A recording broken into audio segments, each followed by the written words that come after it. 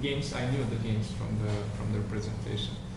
And the concepts are interesting, but mostly they are indie games because not a lot of people want to play this. Usually a game you create to get a profit, but the experimental games, people don't understand them usually. So that's a problem also. So if you're thinking about ScienceWalden, how can we use the storytelling?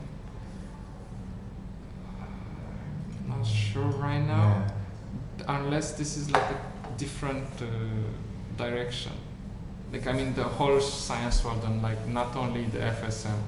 What is the goals of ScienceWalden? It's art and science, right? It's not only alternative currencies. So it's if we incorporate everything, storytelling to make and what? gaming.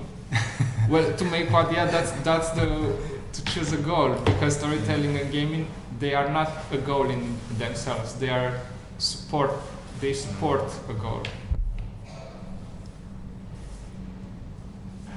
Okay, maybe we can now talk about meat-eaters. Yeah, so I'll It's just, written in English. maybe I could just add one thing, which is, in my opinion, we all tell stories all the time about what we're doing. And so, but one thing that a group does, I guess, is to try to like bring people together to sort of tell similar or the same stories so that we can act together. But one of the important things is that we tell stories about animals. So like some writers claim that the stories we tell about animals are very crucial to making us human. So from that perspective, I thought this was really... I'm sorry, I just wanted to try to connect out those. So assuming that we had read this article, maybe we can start from sharing how we have a general impression about this article. Walden, in general, what do you think about this? Yes. Before I started reading the articles, like 2 weeks ago, when I first heard of it, I thought it would be really complicated to make a good point for this theory. But after reading the article, he took in consideration almost everything that I was having a problem with, like ecosystem, playing God,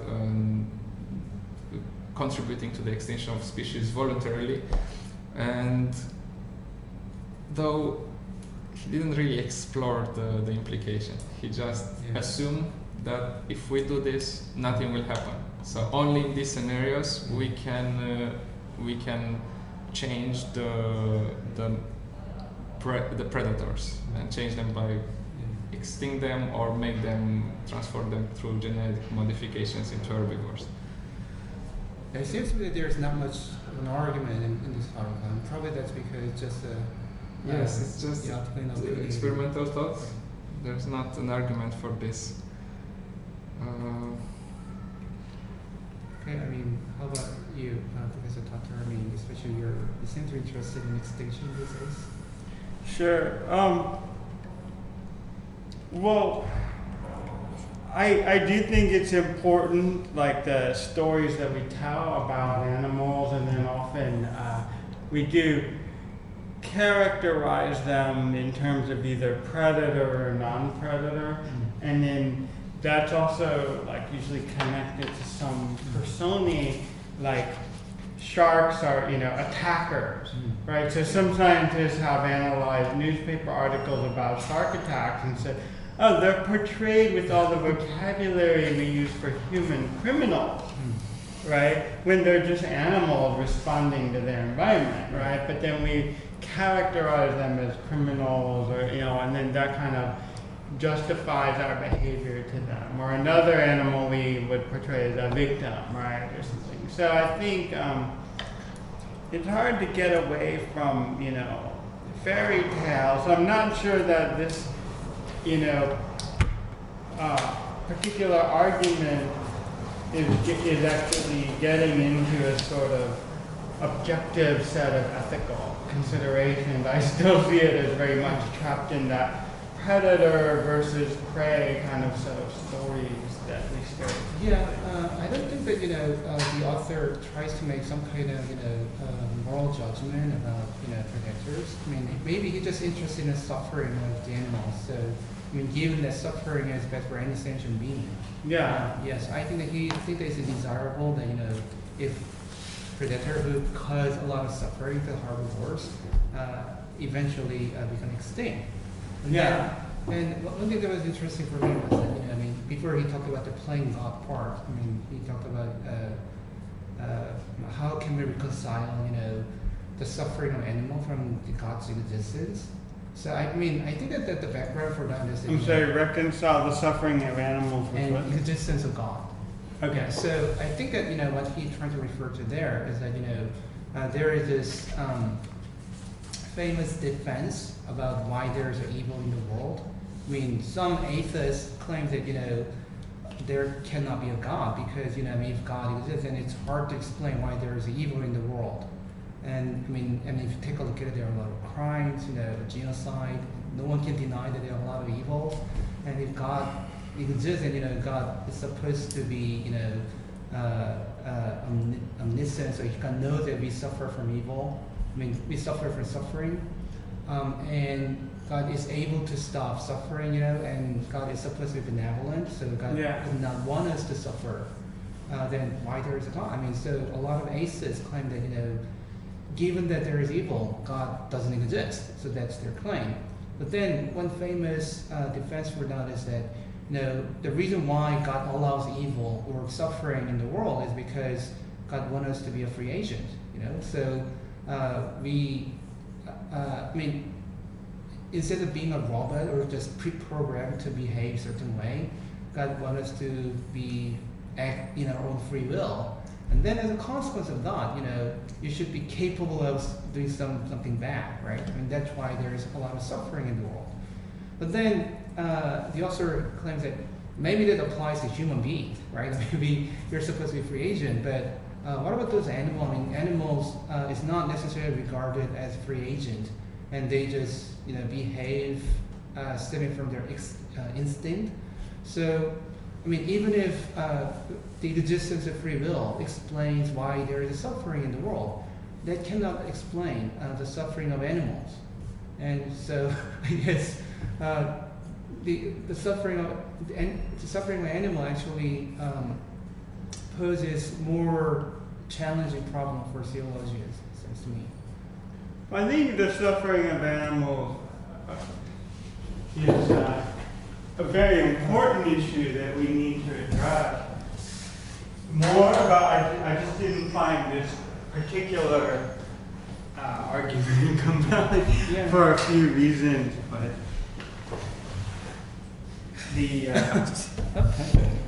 I think for me, I'm not, I believe in God, but for me it's really personal. So for me, the issue of God doesn't come in that much, but what I would share with those who make theological arguments is I'm considering with what's the limitation of human ability to understand the world around us, the creation, whether it's God's creation or just a spontaneous creation, and what's that, if based on our limited understanding of it, what's our ability to act, right? So I have a very strong belief that humans don't understand the natural world very well, so usually our actions on it tend to backfire, is what I see. So I have a set of arguments on that, which I won't go into detail, but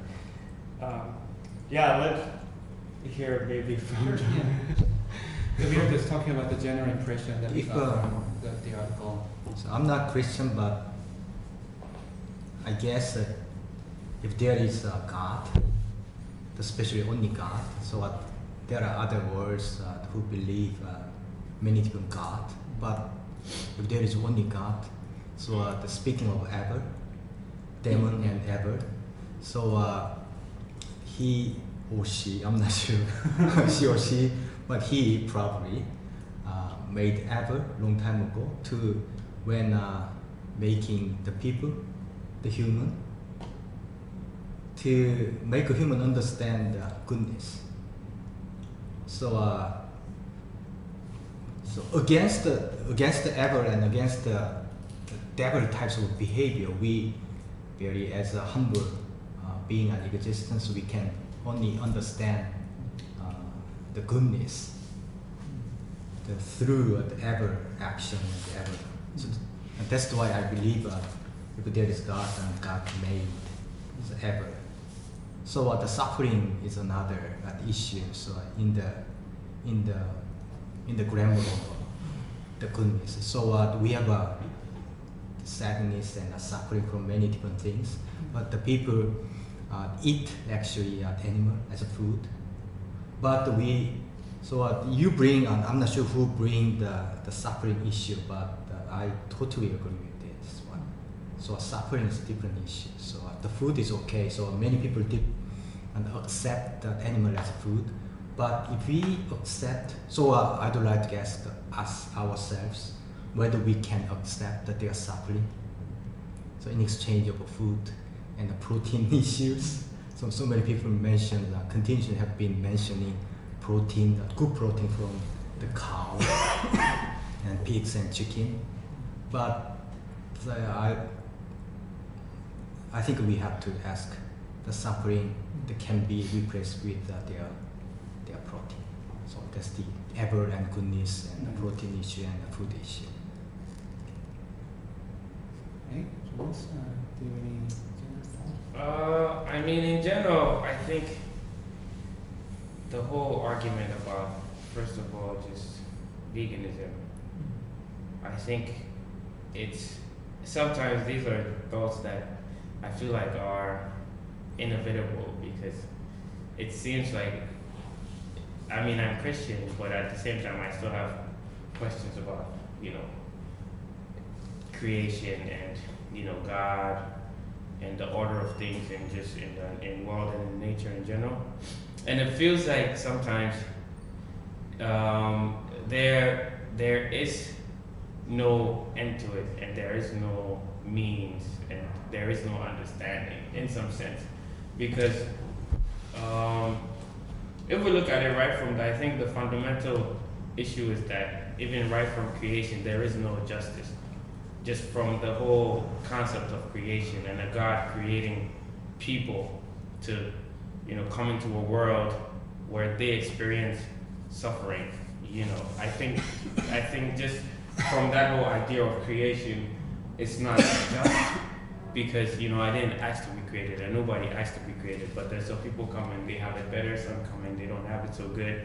And so I think right from there's that fundamental issue of justice. And that still overflows into how life is in general.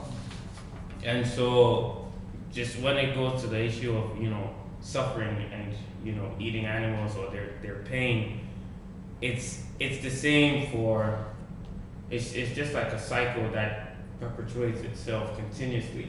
So when I read the article personally, I was like, yeah, it's true, but it's just one of those issues that I'm just like, is this just really, something that we can really argue about? Because it just feels like, to me, it was a little bit pointless in some sense.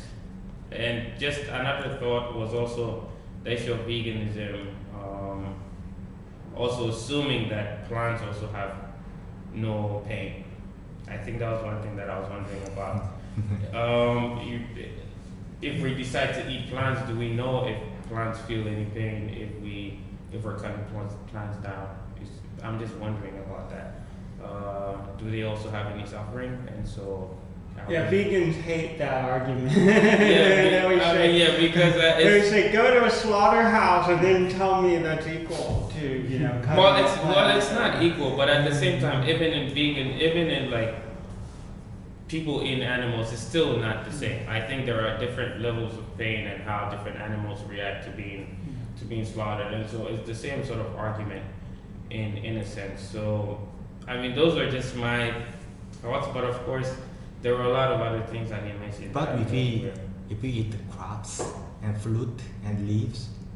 So that's kind of a similar things to our hair. So we cut hair. Okay, so hair can be used as a protein source. For example, So some people are fruitarians. They Yeah. only eat nuts and fruit that can be removed without Yeah. killing the tree, but they won't eat like a broccoli No. that you cut Yeah. or you know. the animals, so we can eat by cutting their legs. So they still alive, but they feel the pain. But similar to our haircut, the plant actually supply us with a lot of different things. The fruit from Well, leaves and. You I don't know agree? if we can substantially make that argument that Okay. we can compare fruits to our hair. I think it might be. It's what is logical, but I still don't think that it's factual in some Yeah. sense. I mean, although there may What is be fact? conclusive evidence that plants do not feel pain, but I think Yeah. that there is a good reason to believe that they do not feel pain because I mean it's our common understanding that in order to be a sentient being, you need to have some form of brain or some sort of central nervous system, but it doesn't seem like they have that kind of sophisticated nervous system.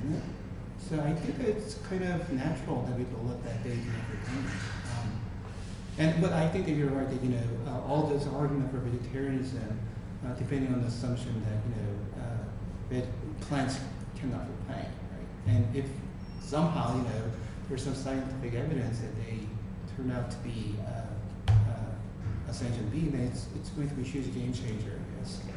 But as it is, I think that we can just take it for the sake of the argument, if you want, that they cannot feel pain. And actually, I personally know the author. He's a great philosopher, and I, spent couple of years with him at Rutgers when he was there. So one time, I had a conversation about vegetarianism because I know that he wrote a couple. He's of a years. vegan. I'm not sure he's a vegan, He's but a he's a vegetarian, vegetarian anyway. Yeah. And so we talked about this issue several times, and his argument for vegetarianism is really, really simple. It's very simple. So it has to do with the suffering, amount of suffering that animal has, and he talks about some of the example and how widely it occurs in the wild. How predator kill those herbivores, and he also talks about in factory farming. It's very brutal. So given the amount of suffering of those animals, and also we have no reason to think that the qualitative feel or pain of the animal is different from qualitative feel of pain for us. Given that we are equally sentient being. Yeah, Joe. Maybe it differs from craft or but with the mammals or pigs, or cow. These are the main source of meat that we consume. So I think it's reasonable to believe that the pain they feel is qualitatively not significantly different from the qualitative feel of pain that we have. So given that, and also how we slaughtered all those animals in the factory, there is some gain. It's a good source of nutrients, good source of protein, and it's tasty, So there is some positive utilities, you might say. But if you just put that on the scale, then it's way out. The suffering of animal outweighs the positive effects of meat eating practice. I think that's the bulk of the argument that he got, and probably many other vegetarian arguments. But then in this article, I think that he made probably more controversial claim, and, and he talks about we can genetically intervene in the nature, and maybe if science is mature enough, then I think that he two different ways he talks about two different ways of eliminating animal suffering. And the first way is to directly cause the extinction of carnivores, right? I mean, we can. So I think that what he was imagining is that we can genetically, I don't know, I mean, affect the genes or something, and genes of carnivore or something, so that maybe we can make them sterile, so that they cannot have more offspring. Then eventually, they will become extinct. Or we can, it's very similar, or we can genetically intervene and gradually turn them into herbivores. So they are still wolves or lions or tigers, but they're vegetarians eventually. So in either scenarios, there is no carnivores. We're going to be all herbivores. And would it be a desirable scenario? I mean, I think that's the question of the whole article. And his position is that, if we can, in a safe measure, then we should do it. But doesn't this all depend on defining like herbivore is good and then carnivore is bad? Because herbivores also can cause suffering if they eat too many plants that other animals depend on, like if they eat trees that birds need as a nest, and then herbivores also can be aggressive, like gorillas are totally herbivores, but no one wants to, except for Diane Fossey, no one wants to cuddle up with a gorilla. And bulls, they're normally castrated on a farm in order to make them docile, because a bull is like an aggressive herbivore. It's full of testosterone, right? And then elephants in some parts of Africa are considered extremely destructive. They're like, because of foreigners, we're not allowed to kill these elephants, but they're eating our farms, they're destroying our farms, and we're starving, right? So definitely there's many cases in which humans do intervene on herbivores. They castrate steers, they confine gorillas in cages, they don't put them in the petting zoo, right? And so these measures could also be construed as causing suffering, like confining animals or modifying them biologically, whether it's surgically or genetically. So I would like to see more of a statement for animal rights, generally, not singling out carnivores as bad. And one thing I've read, although I didn't read in depth, but I've read some have argued, well, why do we only argue for animal rights based on negative rights, which is like the freedom from suffering or the freedom from confinement? Why don't we argue for positive animal rights, that they also have the right to claim a quality life, a certain quality of life, right? So that's been argued not just ethically, but even biologically.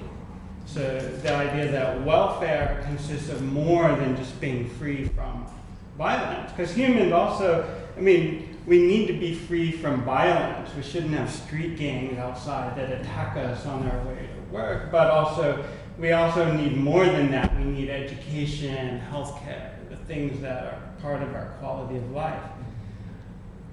So some have argued there's much more for animal welfare needed than freedom from violence. And then, of course, there's the anthropocentric. He raised the issue of anthropocentric, but I see a lot of Western individualism here, because they're only considering the suffering of the individual animal, but in many human societies, they privilege the community over the individual suffering. There's the Korean folktale of they sacrifice the maiden to the monster so that the village will be spared. But in fact, many human societies have said, okay, sorry, but we have to sacrifice some humans to the gods in order for our community to prosper. So they honor those individuals and their suffering, but they know they claim it's for the community's benefit. And so in ecological sciences, there's always this conflict where the ecologists are saying, oh, what's good for the species or the ecological community overall might require us to actually like go out and shoot some, to control the population, and animal rights people say, no, or like you say, oh, we have to let hunters go out and shoot the deer in Colorado because there's not enough wolves, and animal rights people hate that. But then there's also the welfare issue that if you find an injured animal, you're supposed to bring in animal specialists to give it medical treatment and stuff. So some people have asked, well, why do we put resources to heal an animal when that does nothing for the species or the ecology overall? And so what some, some scientists say is, well, it's a trade-off. For the public sentiment, you've got to show, concern for the welfare of individual animals. But it's more than public image, it's a trade-off. You can't go out and give medical care to every deer that gets hit by a car, but you can't ignore the welfare issue either. And so I see that as applicable to this, that we can't ignore the suffering of herbivores and animals in general, but we're going to have to make some trade-offs, right? So I would say, from my perspective, what we need to do is go into zoos and care about animals in captivity and their quality of life in the captive conditions. I think that's important to me. I would try to develop an argument for that. Whereas all the animals out there in the wild, we don't have resources yet to address, right? So I see it as, well, he's right in principle, but we're going to have to make trade-offs. So that's what my ultimate answer is. Let's care about animal welfare, but let's make trade-offs. Let's protect some habitat for them, but also protect them, especially from unnecessary human predation, like people going in and shooting for fun or using high-powered. Right. Yeah.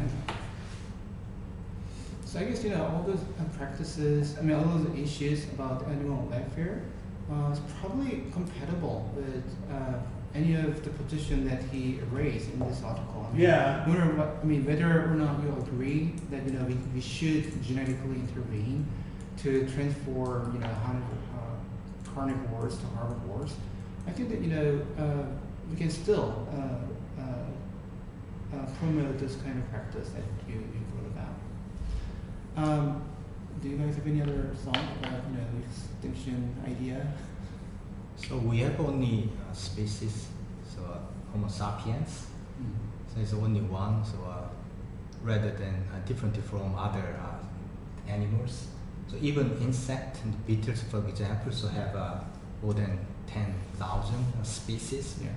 But human is only one. Right. That has only one species.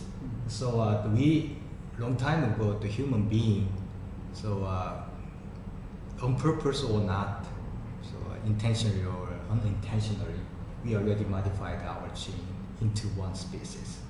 So right now, so the human, so ironically, interestingly, trying to modify our gene once again. So that's the catastrophic, I think, action.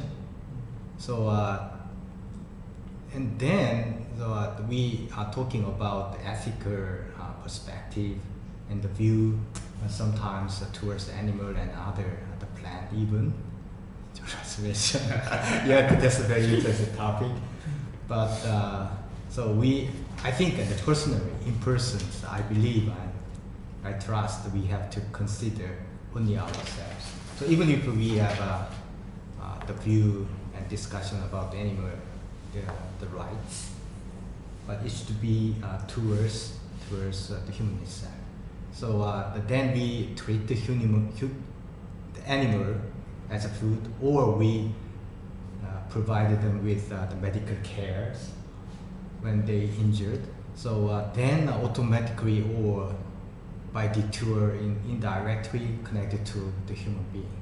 So is it okay? So always we have to ask ourselves, is it okay to use them as food or to treat them as the beast or predator, so the monster, or any other the types of that we always think of ourselves, our behavior, the view and criteria behind our actions. So otherwise we are going to be extinct sometime because we already modified once again, and then we are now modifying unintentionally, without any without any knowledge, without any anything, knowing that we are doing still modifying our gene.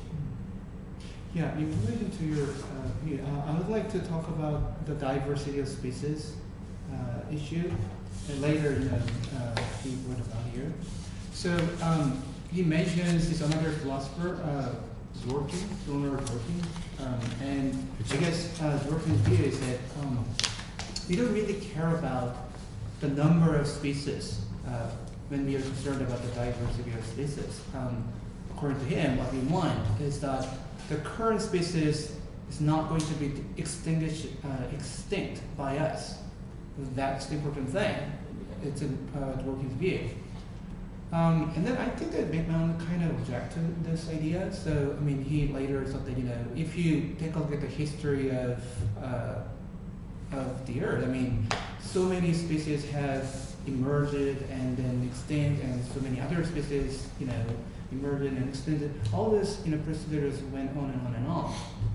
And if Dworkin's idea is correct, then maybe what is the most desirable is that currently the number of species that appeared a long time ago just keep existing without being extinct. But that doesn't seem to be a right way. I mean, we believe in the power of evolution, and we think that it's kind of natural that species evolved into some different species, and some of them just extinct, and it's kind of a natural process.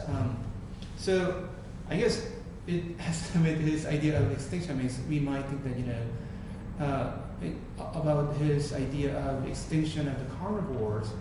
Some might have a reservation, that inevitably, cause extinction of certain species, maybe carnivores. But he said it's not to worry about. I mean, we can. What is important is not the preservation of the species.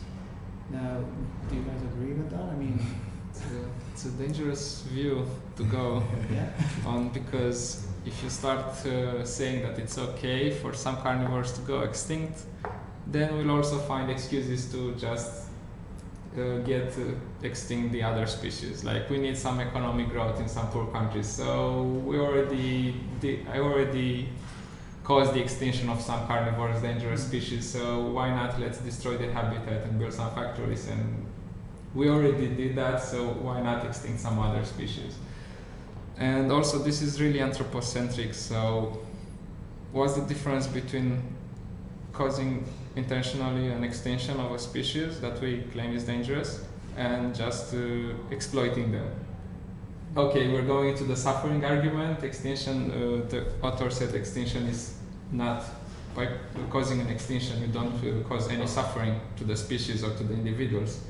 You're doing it slowly, like the science fiction aspect, you just inject them something and then you provoke sterility.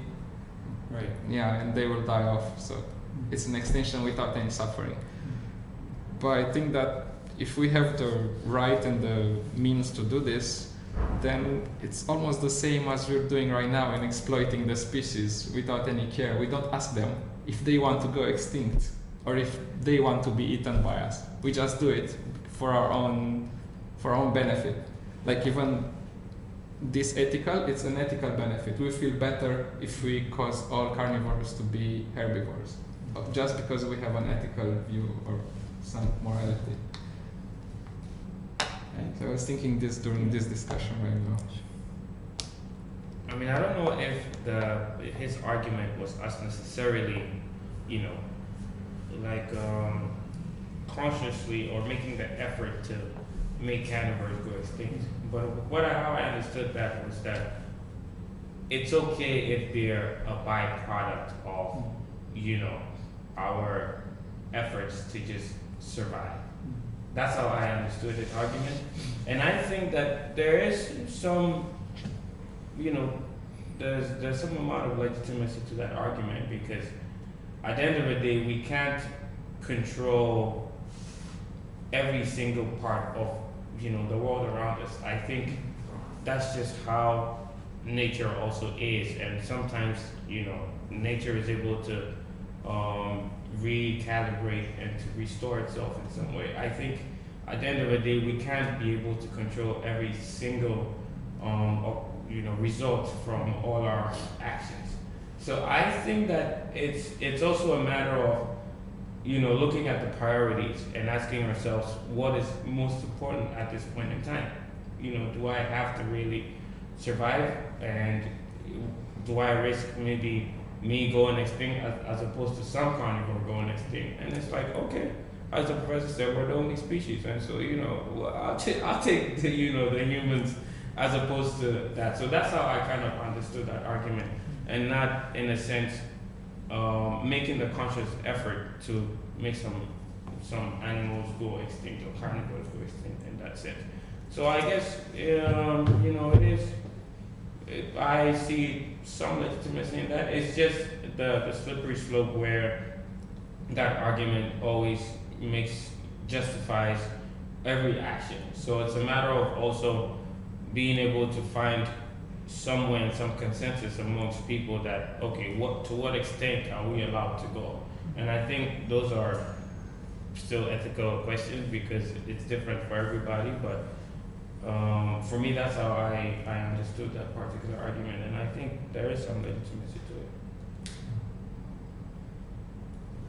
to it. There's a famous science fiction novel by Arthur C. Clarke called Childhood's End, which reminds me of that proposal to, you know, we could slowly sterilize the predatory species.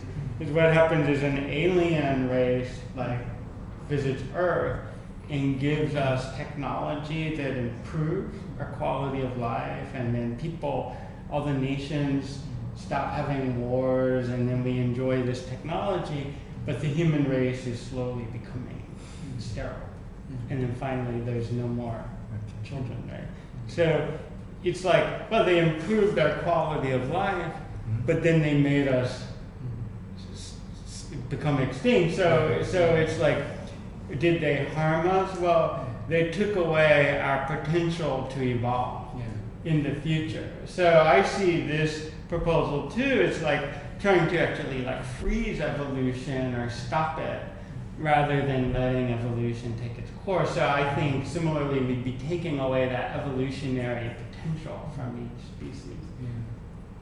But then is evolution a bad thing or a good thing?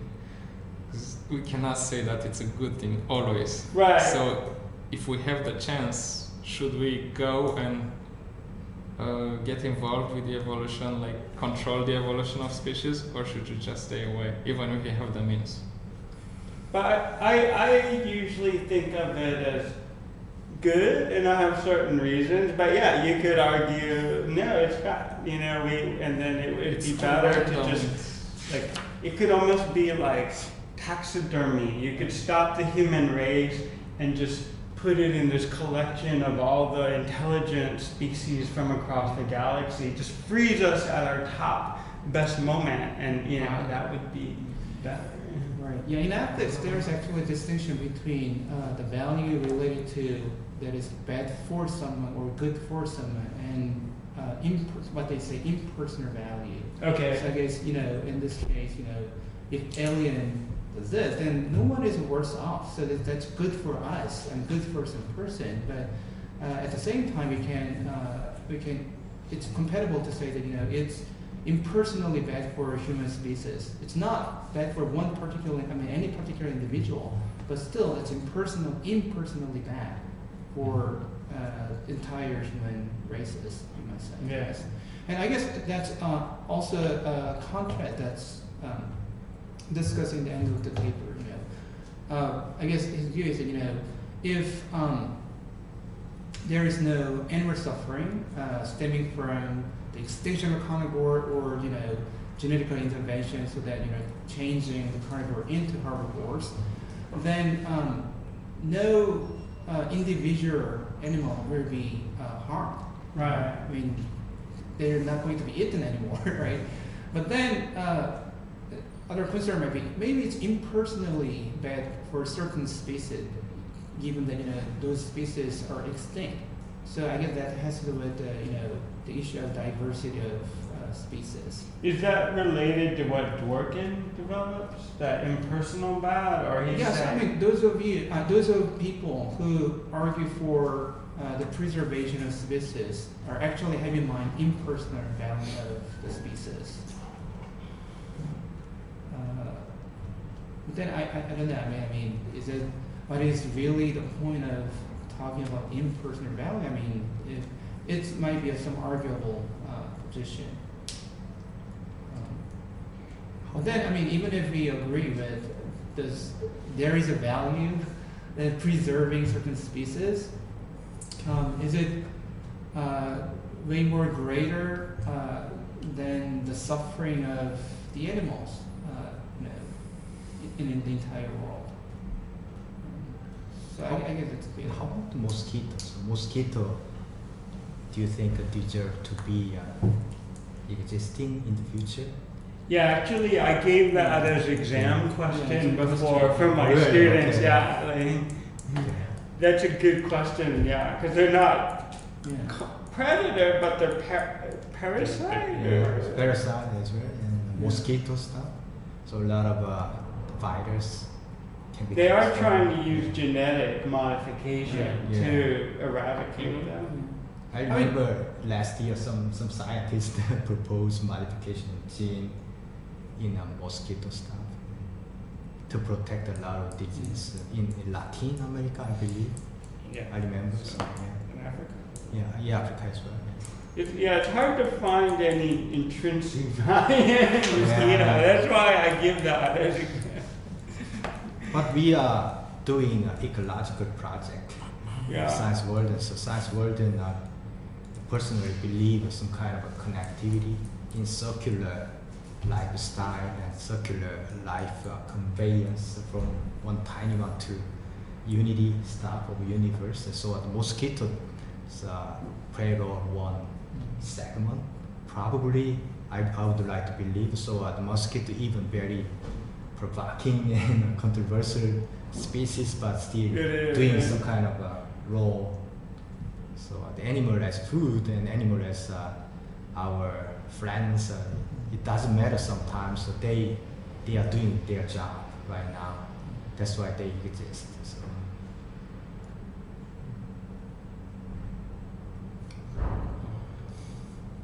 So we don't care there, or we don't have any responsibility to take care of their sufferings. Yeah, they should take care of it themselves. Yeah.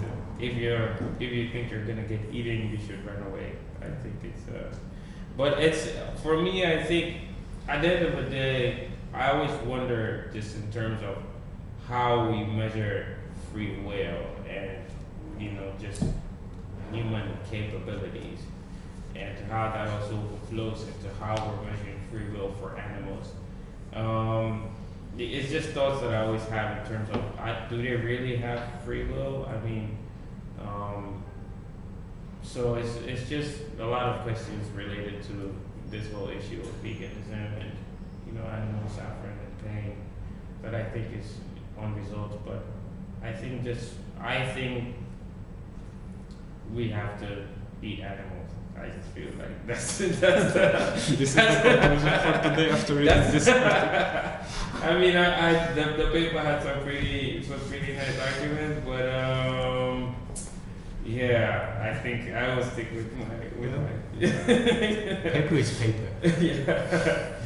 When I look at sometimes in Jiri Mountain, where my mother lives there, and there are a lot of butterfly. So it came to me, if I succeed to tag them, some kind of some IT technology tag them, and they serve us. Sometimes they serve ecological circulation in nature. So automatically we can design the physics standard money to pay them. Okay. Anyway, sorry to come to anything, to put anything in everything in money, but so it came to me. So if I can tax a mosquito, so if he or she, probably she, right? She actually eat my blood, so I force her to pay me, sort of things. So everything is connected right now. So then I'd like to show evidence to human being.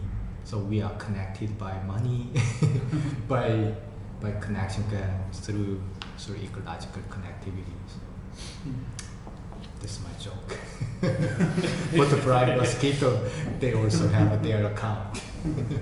So as I said, They receive thankful. yeah, sure. Beer good and money good. Money. Yeah. This is just a minor observation, so I would think that, even if we buy all his view in the article, I think that there is still a justification of eating meat. So I was thinking that, okay, like, what about omnivores? We can eat meat and plants, as our current state. Then, insofar as creatures exist in the earth, they're going to die, and not killed by other animals, and it's not caused by any suffering for other animals, but they're going to die for disease or anything. If they old enough, they're going to die. Right. Now, if you just bury them, we're going to waste it. Okay? If my cow died, then why it's wrong to eat it? I didn't kill it. I didn't cause any suffering, and a lot of animals will die eventually. Then, if we consume it when they die of natural cause, I don't think that's a bad thing. So, even if we agree that all those community intervention is good, okay, good. But even if they're mortal, they're mortal being, there's nothing wrong of consuming it, I guess. Yeah, therefore, there's nothing wrong with consuming humans that die of natural causes. That's a different issue, I guess. So that's If it's natural. But you can say the same thing. It depends on what kind of culture have we developed, But my point is that, here we're talking about, genetic intervention and extinction or whatever. Even if we agree with that, then we can still eat meat. If in some culture, maybe it's allowed to eat their own species. If it's not culturally accepted, then okay, then we can eat other animals. Yeah. It's just Sure, if it's culturally unacceptable, then we can prohibit it. But if it's, But ethically, there's no reason not to. But then still, only human being or only have only the creatures has certain level of intelligence and responsibility can do that. Lions, tigers, they have to be genetically change it into herbivore because they have no ability to refrain from killing other animals, according to this argument. Yeah. Do you think that that's fair, though? We can evolve their intelligence, like in the planet of the monkeys, and they will get the ethical principles of hunting for food. But if we can think that we can just turn carnivores into herbivores, we can also think that we can give them thoughts. So I was thinking, So still, this view seems to be, someone might say that his view is very anthropocentric, and I'm just wondering how should we feel about that? About the anthropocentrism? Yeah, anthropocentric implication of his view. So when you mentioned about us being able to eat animals that are dead, I think there's, in general, people don't eat animals that die from general causes. I feel like people feel like maybe they're sick, and so that's why they die. So that's something that we would have to, I think it's a very, very different argument, because then in this situation, we most of the time would kill animals that are alive, be like, it's time for you to go. So then if we look at it, I don't know if, like, philosophers like this would be okay with that argument. I feel like they should be okay with that argument, that what if we decide to stop killing animals, and if they die, then we can eat them. I think they should be okay with that argument. But then their main problem is with us killing, animals that are still alive. So of course that I feel like would be a different, would raise a different conversation. But it is true that I feel like it's definitely anthropocentric for me. I feel like it's, but at the end we're the alpha, so. Yeah. Are these animals necrophages that eat dead animals? Yeah, I think that's like vultures. Aren't they like different a little bit from the other species that are carnivorous? The carnivores usually don't eat already dead animals. They hunt them. Yeah, they hunt. In Tibet and Nepal area, in mountain especially, so the people die. When people die, so they sacrifice to eagles and birds. And so the same concept. So we can be food for other animals. So if we accept that, then we can eat that animal. If you confirm scientifically, so safety and other issues. But there are other protein sources from spinach, like Popeye, and many different things. But we consistently insist the animal protein is better than any other things. So I think we need to put the camouflage into a food concept through the nutrient things. So even if we can survive. So this is different, but so to me. I guess to me it is anthropocentric when you're only prioritizing the suffering that's caused by eating another animal, right? Because there's many other suffering, right, caused by, say, rats and then humans have been trying to eradicate rats and mosquitoes for a long time, and other pests. The wolf that like steals your sheep or your chicken, and then usually these interventions, some argue, have backfired and then end up causing more harm on us than we anticipated. So it's how do you define suffering? Which suffering do you prioritize? Are you going to prioritize only the suffering of the individual animal, or are you going to prioritize the larger suffering caused by your effort to eradicate those animals or control them, right? So, as I said, I believe there's certain limits of humans' ability to achieve the rational purposes they set out to achieve. And I think that, and so like many environmentalists think, oh yeah, we shouldn't intervene because of that. So it's not based on the idea that we're usurping God's notion, but that, usually our interventions might cause more suffering. But if your priority is to end the suffering of those specific individual herbivores, then this would be efficacious. I guess we start to wrap up the discussion. Yeah. So maybe you can say how we feel about our discussion today. I love it. The topic is very congenial to mine. Yeah. It was great to talk about it. even though I feel like I learned a lot, but it didn't really affect what I think about me in any way. It was very informative, and I enjoyed the discussion.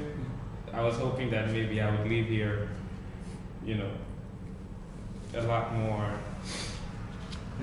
confused about my choice of food, but I guess the arguments didn't really persuade me. So. That's a true intellectual. He's inviting us to come in and confuse him or muddy his schemes. But I will maybe some other time. Yeah, I mean, well, actually, I can see that the argument here doesn't have much of a practical impact because kind of like way too far. I mean, we should genetically intervene and change the species. It's interesting that even if it's going to be realized, it's going to be in the far future. So, in the sense, you might say that this is not really practical, although interesting, you might say. But then again, many other philosopher issues are really abstract. So I think that it was kind of very, it's under paragraphs are very critical ethics. But anyway, so maybe we should determine who is going to be the moderator for the next meeting. I think it's both turn, isn't it? Yeah, I guess it is. But if you don't feel ready, you don't have to. But we would be honored if you would. Yes, I can think of something. I already thinking of something, but I didn't find the right documentation. So I can also start a free discussion. I would like to talk about either games and community or gamification of things. Like even the exchange of currency is started as a game. So then evolved into something that we take for granted, and now people are trying to gamify it again, the currencies. Like with all the virtual currencies that exist, all the Bitcoin, all the points that we make, this is all based on the principle of gamification, which I believe it's actually a really old tradition, but it was developed really new because after the advancement of video games. Yeah. So they took the principle of video games and implement to real life, but I believe that these principles were always there. Do you have anything we could read? I am reading at the moment some articles and books, but they are not focused on one subject, so I'm skipping parts of it. So I don't have one. I'm trying to find a good paper, but it's really hard because it's. But something short, like an article. Yes, but I try to avoid the articles published in newspapers because they start well, but they don't end well. They go to advertisement or promoting their own views, and I find the scientific articles are more they respect a structure and they try to be impersonal. Okay, well, if you send us an article at least 1 week ahead of I can do that. Meeting, we can There is get good ready to discuss. titled Gamification. Very thick book. Gamification. Yes, I want to read it but that's a book, so. First reader is you. It just also chip in. I think that, as you all know, the Oracle project is still ongoing, and the team usually sends bi-weekly reports. Talk, right? No, just the actual bi-weekly report for activities that are going on. And it'll be really nice if the team could get some feedback from ScienceWalden, so we also know that they're going in the right direction if we have some thoughts on it. So I was thinking that maybe they already sent one last week, but because I hadn't told you guys about it, I thought it would be better to ask if you will be okay with us spending maybe 5 or 10 minutes after the discussions to just talk about what they're doing and how we see it, and if we could give them some feedback, it'll be pretty helpful as well for them going forward. So if that's okay. I agree, yes. So this is also every 2 weeks? Yeah, usually every 2 weeks. So they send every 2 weeks. So I will forward. For this week, I think I'll just write importance in that, like a feedback for them. But from next week, once it comes in, I'll send it to everybody so that we can all. 거기 지나서 예 그쪽으로 갈게요. And if you 그렇게 하겠습니다. if you're okay, so then I would next week or sometime whenever you're available, we can talk whether we can conclude this project or continue. So in Korean there are a couple of discussions about that issue, but in English, so I would like to share with you. So with your opinions and ideas. So most Well, important it's things. kind of urgent because it's Yeah. almost the end of the year, right? So we need to Yeah. discuss. Yeah, but we still have a couple of months to decide. So until we finally, so whether we conclude this project or continue. So I think prior to being evaluated by the other person, we have to evaluate ourselves. That's the most important thing. So the English as well, so we can discuss. So if you're okay, so Bradley suggested me and to sometimes to meet together and to discuss about this one in English as well. Yeah, anytime. Just I mean, I can do now for lunch if you want, or if you. If yeah, I have another appointment, so Okay. I will send you email when you are okay with this. Okay, topic. sure. Okay. All right. Thanks for coming today. Okay, Really thank you. good discussion. See you guys later. Thank you. Thanks for providing that. Oh, yes. Very interesting.